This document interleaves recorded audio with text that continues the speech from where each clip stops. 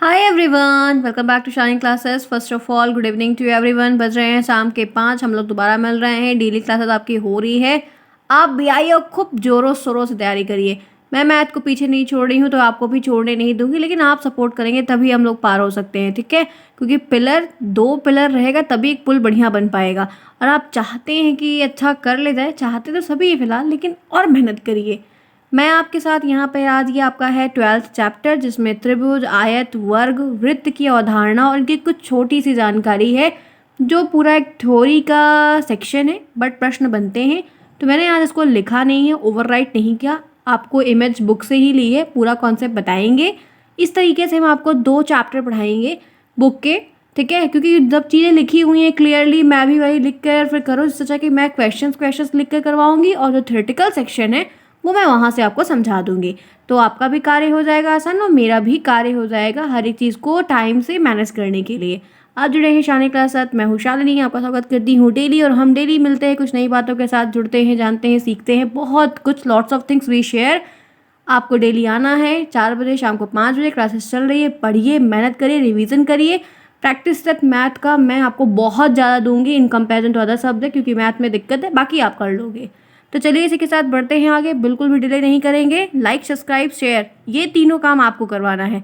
आप जितना करवाएंगे उतना मेरे लिए बहुत अच्छा होगा और मैं उतनी ही मोटिवेशन के साथ आपके लिए डेली कुछ ना कुछ नया तरीके से, आसान शब्दों में, आसान तरीके से आपको लाने का, सिखाने का पूरा प्रयास करूँगी कि बेस्ट से बेस्ट आप कर सकें। चलिए शुरुआत करते हैं चैप्टर। सबसे पहले जो जो चीज़ें हैं, जो जो कॉन्सेप्ट है उसको समझेंगे। ये है पहला कॉन्सेप्ट, जो कि है ट्राइंगल। आपने पहले भी पढ़ा है, जाना है, देखा है, समझा है, पढ़े हैं, जानते हैं। ट्राइंगल का ये है आपके सामने एक चित्र। एक एंगल ए है, एक एंगल बी है, एक एंगल सी है। इसमें 3 भुजाएं हैं, ए बी है, ए सी है और बी सी है। इन्हीं 3 भुजाओं को मिलाकर ट्राइंगल बनता है, जो कि ऐसा एक कॉन्सेप्ट हमको क्लास 5, 6, 7, 8 से बताया जा रहा है और हमने पढ़ा है। अब आइए आज एक बार फिर से वो पुराने दिनों को ताज़ा करते हैं। चलिए बैक टू पुरानी क्लासेस।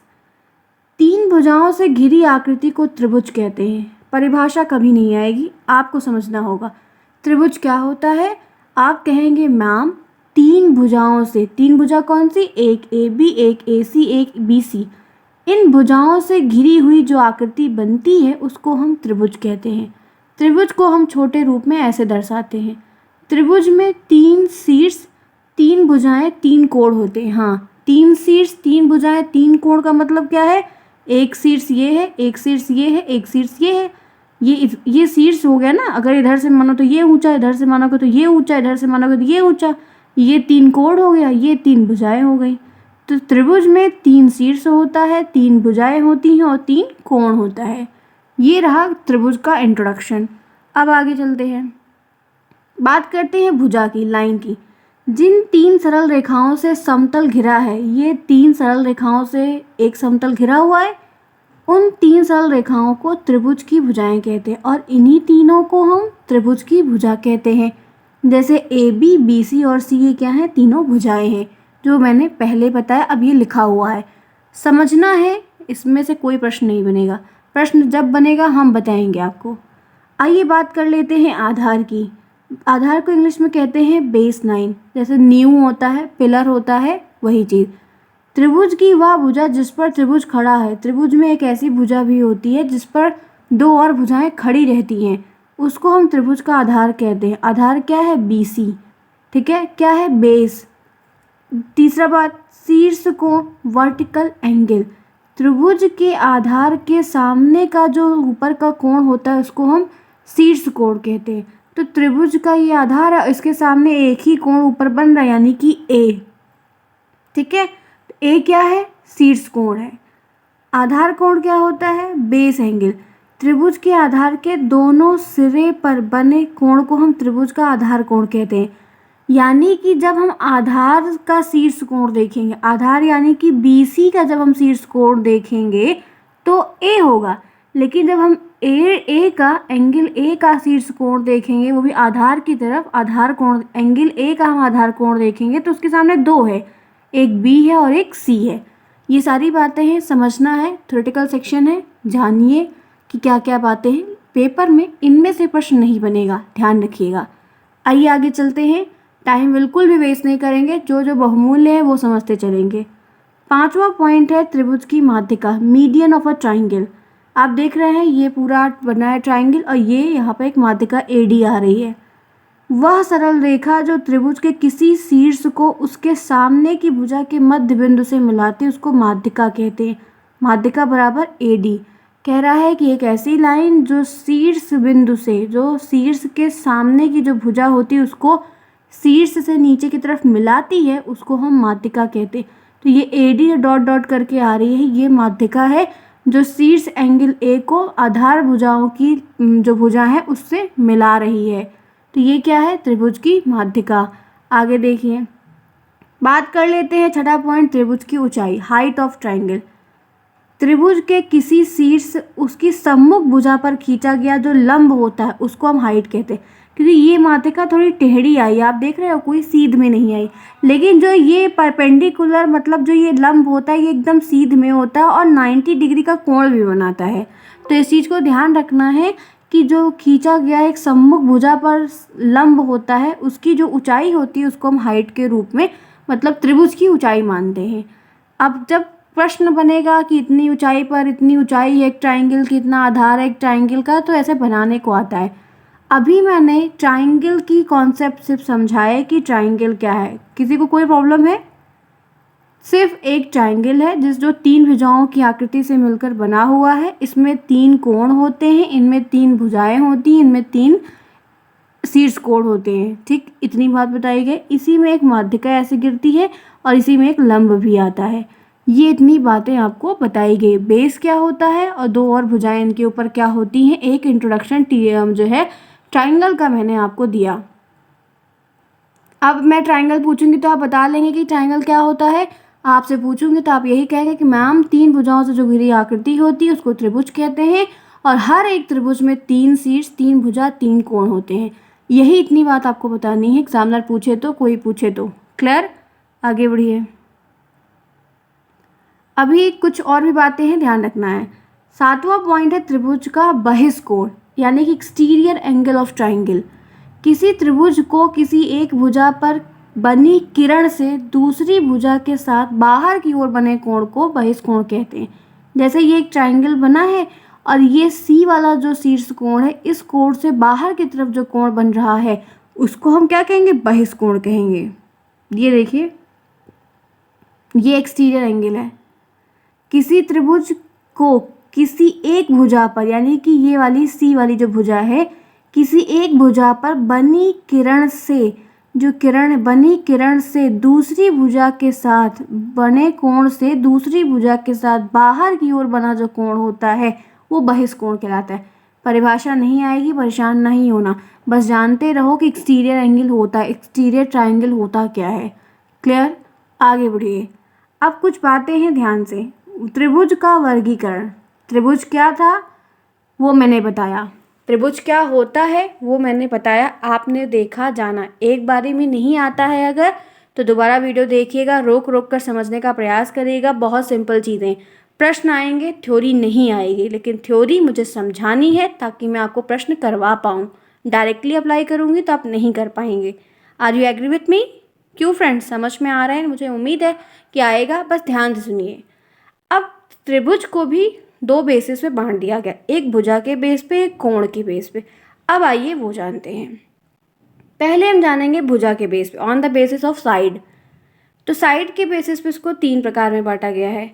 एक है विषमबाहु त्रिभुज, एक है समद्विबाहु त्रिभुज और एक है समबाहु त्रिभुज। ठीक है, ध्यान से देखिए क्या कह रहा है। अब एक एक ट्राइंगल को समझेंगे जो भुजा के बेस पर है। पहला समझेंगे विषमबाहु त्रिभुज, जिसको इंग्लिश में कहते हैं स्केलेन ट्राइंगल। ये क्या होता है? इसकी परिभाषा एक बार शायद 2015 या 16 में पूछी गई है और ध्यान से देख लीजिए, शायद में भी बन जाए। विषमबाहु त्रिभुज को इंग्लिश में कहते हैं स्केलेन ट्राइंगल, जिस त्रिभुज की तीनों भुजाओं की लंबाई अलग अलग हो रही। एक ऐसा त्रिभुज जिसकी तीनों भुजाओं की जो लंबाई है वो अलग अलग है, बराबर नहीं है, वो विषमबाहु त्रिभुज होता है। यानी कि देखो, AB इतना बड़ा है, AC इतना बड़ा है, BC इतना बड़ा है। ये भी इसको नापोगे तब ये अलग आएगा, इसको नापोगे ये अलग आएगा, इसको नापोगे अलग आएगा। मतलब जो ये तीन भुजाओं को मिलाकर एक त्रिभुज बन रहा है, ए बी का मान 4 है तो ए सी का मान 8 है और बी सी का मान 5 है। तो ये बराबर थोड़ी है, सभी भुजाएं अलग अलग है, सभी भुजाओं की जो लंबाई है वो अलग अलग है।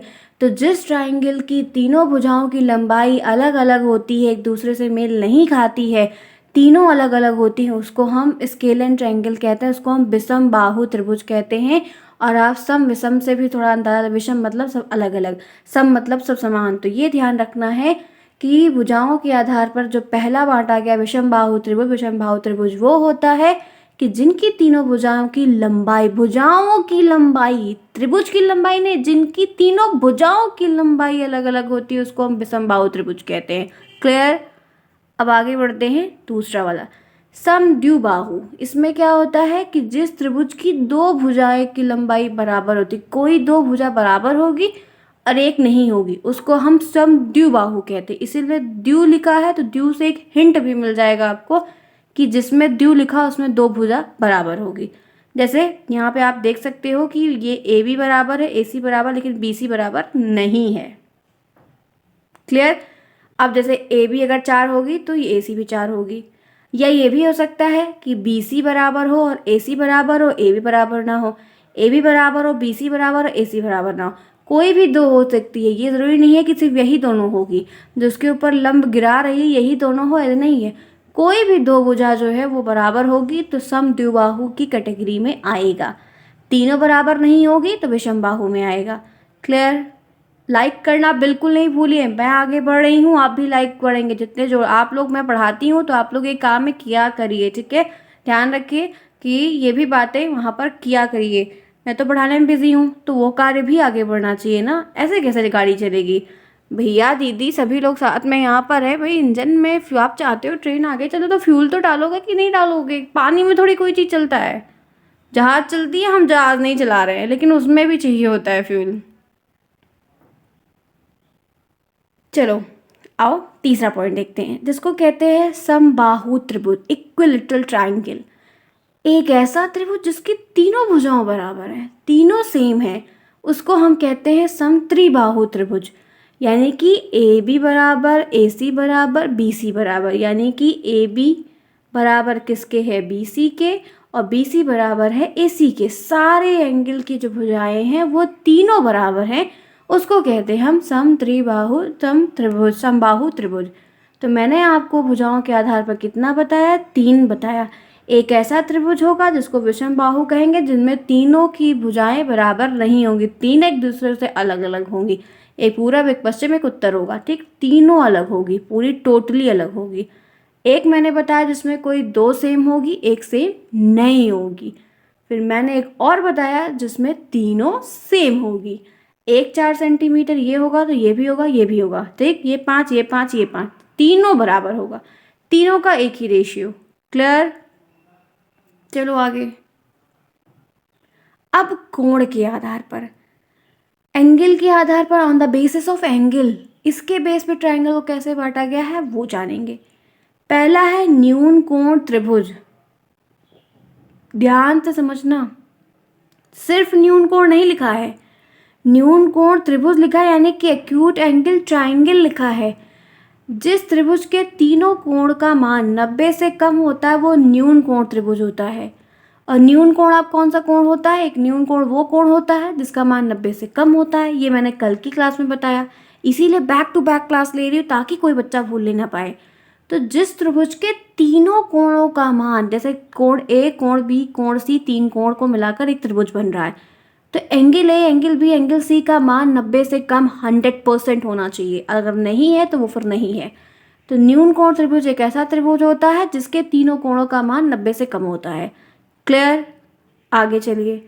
दूसरा है समकोण त्रिभुज, राइट एंगल ट्राइंगल, एक ऐसा ट्राइंगल जिसके एक कोण का मान, एक कोण 90 डिग्री का होगा, उसको हम त्रिभुज समकोण त्रिभुज कहते हैं।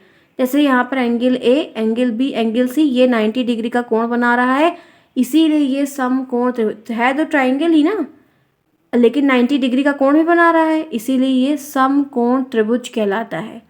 क्या कहलाता है? समकोण त्रिभुज। क्या कहेंगे? समकोण त्रिभुज। क्लियर? सभी को समझ में आ रहा है? आगे बढ़ते हैं। तीसरा जो है वो है अधिक कोण त्रिभुज, जिसको इंग्लिश में कहते हैं ऑब्ट्यूज एंगल ट्राइंगल। अब ये क्या होता है? तो यहाँ पर देखिए, आपको फ्रेंड्स देखो, एक बारी में नहीं अगर आएगा तो दोबारा आके आप देख लो, समझ में आएगा, बहुत आसान है।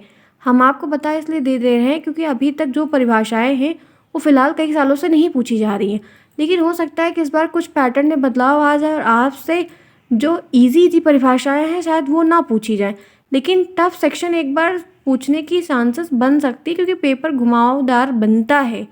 तो अगर मान लीजिए ये परिभाषा लिखने को नहीं आती है तो हो सकता है कि पता है ये प्रश्न कैसे पूछेगा, मैं बता देती हूँ। ये जो ट्राइंगल में आपको समबाहु त्रिभुज जिनमें तीनों साइड आपको बताई कि बराबर होती है, इन सबको आपको वन लाइन उसमें पूछता है। वस्तुनिष्ठ में दे देगा कि ऐसा मतलब जिसमें दो भुजाएं बराबर, ऐसा वह त्रिभुज जिसकी तीनों भुजाएं बराबर होती है उसको क्या कहते हैं। तो तीनों भुजाओं का मतलब जिससे बराबर होती है तीनों, उसको समबाहु त्रिभुज कहते हैं। तो उसका आपको ऑप्शन बना के दे देगा। यानी कि जितनी प्रॉपर्टी मैंने अभी तक आपको बताई उन सारी प्रॉपर्टीज़ का आपको ऑब्जेक्टिव क्वेश्चन बनेगा। ऑब्जेक्टिव बनेगा कैसे बनेगा अभी वो भी मैं आपको मतलब इसमें है दिखाएंगे हम, कि आप समझ जाएंगे कि कैसे बन रहा है। लेकिन सुनिए, ध्यान से समझिए, अगर प्रश्न भी बनेगा तो प्रश्न कर पाएंगे तभी जब थ्योरी का सेक्शन पता होगा। चलिए, कह रहा है अधिक कोण त्रिभुज, जिस त्रिभुज का एक कोण 90 से ज़्यादा होता है उसको हम अधिक कोण त्रिभुज कहते हैं। एक त्रिभुज में 3 कोण होता है, 3 कोण में कोई एक कोण 90 से अगर ज़्यादा बना रहा है तो वो ऑब्ट्यूज एंगल ट्राइंगल है, यानी कि अधिक कोण त्रिभुज है। आप देख रहे हो कि एंगल बी जो है वो एंगल ए और एंगल सी से ज़्यादा बना रहा है। तो जिस त्रिभुज का एक कोण अधिक कोण 90 डिग्री से अधिक बनाता है उसको हम अधिक कोण त्रिभुज कहते हैं। आगे चलिए, अब कुछ बातें यहाँ पर बताई गई हैं, आइए पढ़ लेते हैं क्या है। मैंने फिलहाल देखते हैं। समद्विबाहु त्रिभुज की 2 भुजाएं और समबाहु त्रिभुज की 3 भुजाएं बराबर होती। जी हाँ, हमने अभी पढ़ा।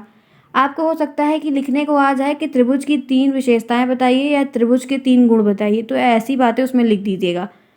आयत वर्ग समांतर चतुर्भुज और समांतर चतुर्भुज के आमने सामने की भुजाएं बराबर होती हैं तथा वर्ग और समांतर चतुर्भुज की सभी भुजाएं बराबर होती हैं।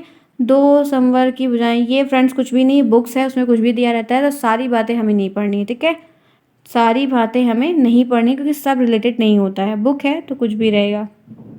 चलो कुछ पॉइंट और देख लेते हैं, जो भी हम बताएंगे जो इम्पोर्टेंट था बताया ना शुरू से, तो वैसे इसमें भी देखो यहाँ पर क्या है, शीर्ष मुख कोण बराबर होते हैं, संगत कोण बराबर होते हैं। यदि 2 समांतर रेखाओं को तिर्यक रेखा काटे तो एक कोण बराबर होते हैं। 2 समांतर रेखाओं को तिर्यक रेखा काटे तो समद्विबाहु त्रिभुज के बराबर होते हैं, समद्विबाहु कोण बराबर होते हैं। और ये वे कुछ नहीं है फ्रेंड्स, आप सब भूल जाओगे, कोई भी प्रॉपर्टीज़ आपको इस तरीके से फिल नहीं याद होने वाली है, एक भी नहीं याद होगी। मोटे मोटे तौर पर जो चीज़ें हैं वो आप ध्यान रखो। आगे बढ़ते हैं। अब देखिए, कुछ ये है त्रिभुज की भुजाएं, इसमें से कुछ फैक्टर जो काम का आएगा ये लिखने को आ सकता है 2 नंबर का, ध्यान रखिएगा। नहीं तो इनकी जो ये विशेषताएं हैं इनको देकर आपको सत्य असत्य हाँ या नहीं के प्रश्न पूछ लेगा, तो प्रिपेयर रहिएगा, ज़रूरी नहीं कि लिखने को आए। तो पहली पॉइंट है कि यदि किसी त्रिभुज की 2 भुजा बराबर ना हो तो बड़ी भुजा के सामने का कोण छोटी भुजा के सामने के कोण से बड़ा होता है। ये प्रॉपर्टी है, ध्यान रखना। क्या कह रहा है?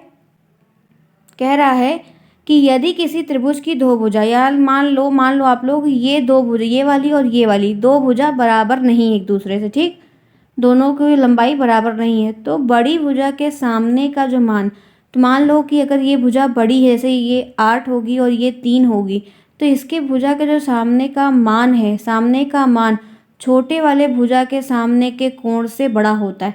यानी कि इसका जो मान होगा वो इसके छोटे वाले के सामने के मान से बड़ा होगा। इसका मान अगर 8 है, इसका मान अगर 3 है, तो इसका मान 15 ही होगा। ध्यान रखना।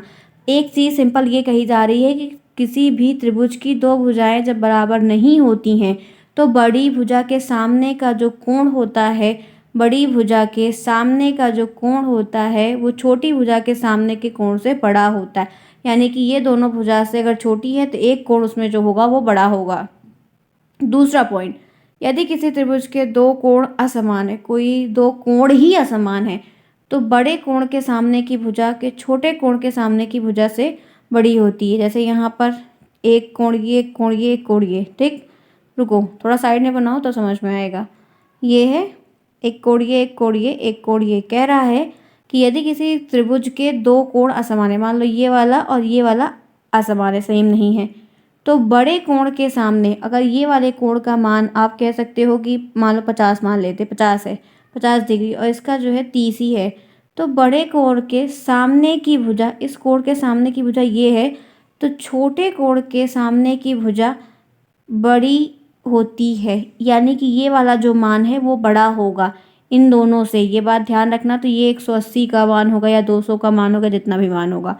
किसी त्रिभुज के दो असमान कोण होते हैं तो बड़े कोण के सामने की भुजा, बड़े कोण ये, इसके सामने की भुजा ये, छोटे कोण के सामने की भुजा ये, तो यानी कि कुल मिलाकर ये वाला जो एंगल बनेगा वो इन दोनों से बड़ा होगा।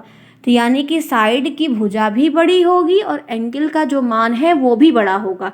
इन दोनों पॉइंट में यही बात बोली जा रही है। क्लियर। तीसरा, किसी त्रिभुज की दो भुजाओं का योगफल सदैव तीसरी भुजा से बड़ा होता है।